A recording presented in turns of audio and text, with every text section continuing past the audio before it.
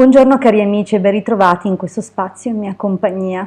Oggi parliamo di un argomento di natura filosofico-cabalistico, un argomento che ci aiuta a riflettere su alcune delle dinamiche che si sviluppano durante il percorso di crescita spirituale e prendendole appunto in esame possiamo capire alcuni funzionamenti di certe esperienze che quasi tutti, per non dire tutti, quelli che si ritrovano sul cammino finiscono con lo sperimentare. In particolare sto parlando del senso di solitudine che spesso può coglierci mentre siamo appunto su questo percorso, mentre siamo impegnati a raggiungere un avvicinamento al Creatore. Siamo tutti infatti su questo sentiero in solitudine, sebbene sappiamo che sono tantissime le persone che condividono la ricerca in modo più o meno affannoso, più o meno sereno, più o meno costante nei confronti del divino, per riuscire a percepirlo dentro e fuori di noi e riuscire a sentirlo. E spesso durante questa strada, durante questi percorsi, abbiamo quella sensazione di essere a un passo dal Creatore, di essere proprio praticamente così vicini da poterlo toccare. Ci sono dei momenti di quasi comunione totale, ma sono dei momenti e poi generalmente segue un vuoto. Non so se ne avete mai fatto esperienza, se avete mai percepito un qualcosa del genere, ma spesso appunto arriviamo, come dire, quasi a ondate, no? Ondate cicliche, c'è l'onda che ci avvicina e poi c'è il risucchio, l'onda che trascina all'esterno, che ci allontana. Abbiamo noi questa sensazione di andare vicino e allontanarci, a volte abbiamo invece la sensazione di essere sulla spiaggia e di vedere il mare che si avvicina e si allontana. Cioè ci sono delle volte, dei momenti in cui abbiamo la sensazione di essere noi ad allontanarci dal Creatore, ma anche delle situazioni in cui sentiamo che è il Creatore a essere lontano da noi. Come spieghiamo questo passaggio e come la Cabala ci aiuta a riflettere in questa direzione, in questo senso? Bene, immaginiamo di essere genitori, molti di noi lo sono, molti di noi hanno dei figli a cui hanno insegnato a camminare. Oddio, non insegniamo veramente ai nostri figli a camminare, ma siamo presenti nel momento in cui imparano a camminare.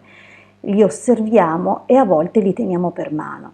Ecco, se noi osserviamo il comportamento di un genitore, vedremo che spesso il genitore lo agevola a compiere dei passi, a fargli percepire l'appoggio dei propri piedi, dei piedi del bambino, insomma, al pavimento, l'equilibrio dei pesi, a farlo sentire sorretto. Ma quando è che il bambino impara veramente a camminare? Il bambino impara veramente a camminare in modo autonomo quando gli si lasciano le mani e gli si dà il coraggio appunto di partire. Ma i bambini, attenzione, hanno il coraggio di partire e quando cadono il genitore deve incoraggiarlo a non piangere per la caduta e a proseguire, a rialzarsi. E i bambini lo fanno, sono dei campioni in questo, al cadere e rialzarsi.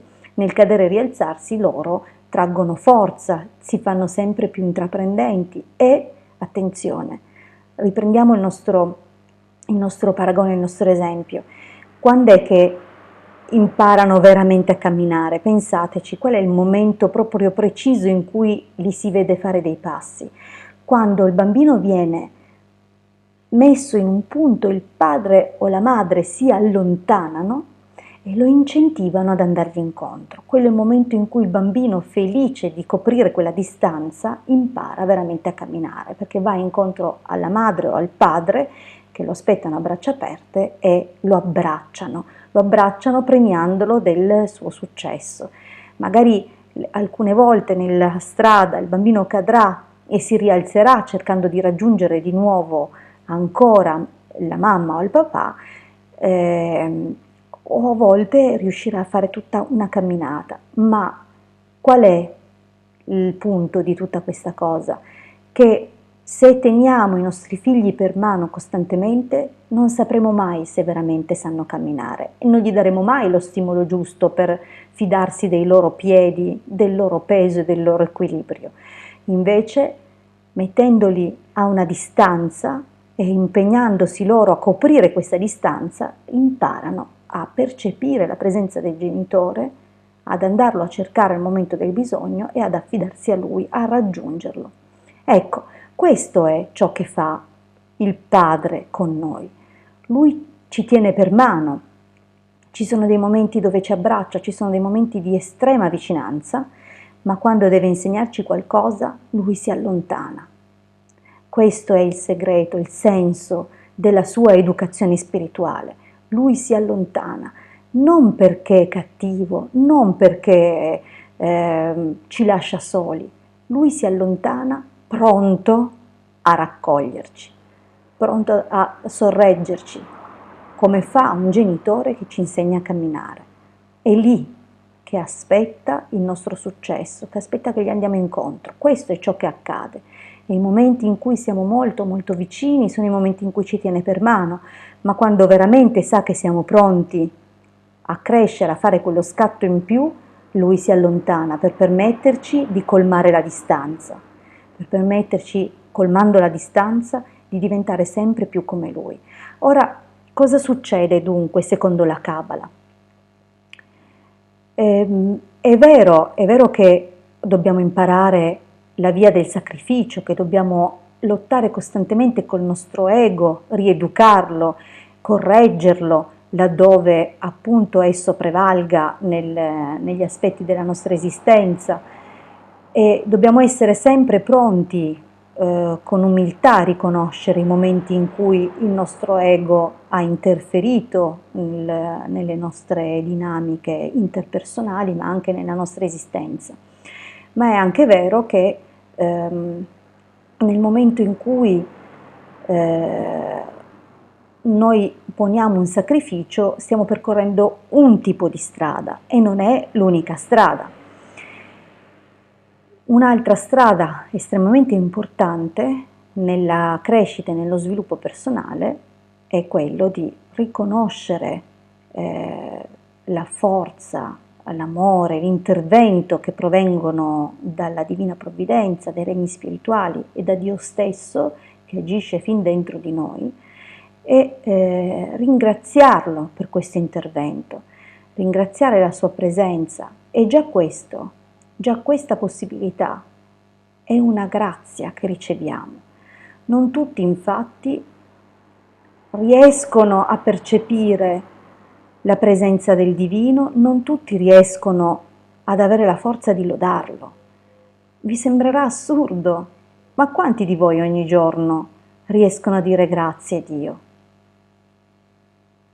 Chiedetevelo quante volte al giorno lo pensate. Sappiate che quella forza di poterlo lodare è un dono, è già una sua grazia, perché significa che già ci ha aperto gli occhi su dei regni che altrimenti non sono percepibili e che infatti molta gente non riesce a percepire perché è troppo avvinghiata e avviluppata dalla densità della materia e da ciò che vive e sperimenta ogni giorno. Dunque la grazia di poter riconoscere il suo intervento e di poterlo lodare, di poter percepire la vicinanza di Dio, ma anche la sua lontananza, strategica direi a questo punto, è una grazia. Cos'altro diventa importante a questo punto? Capire un altro aspetto.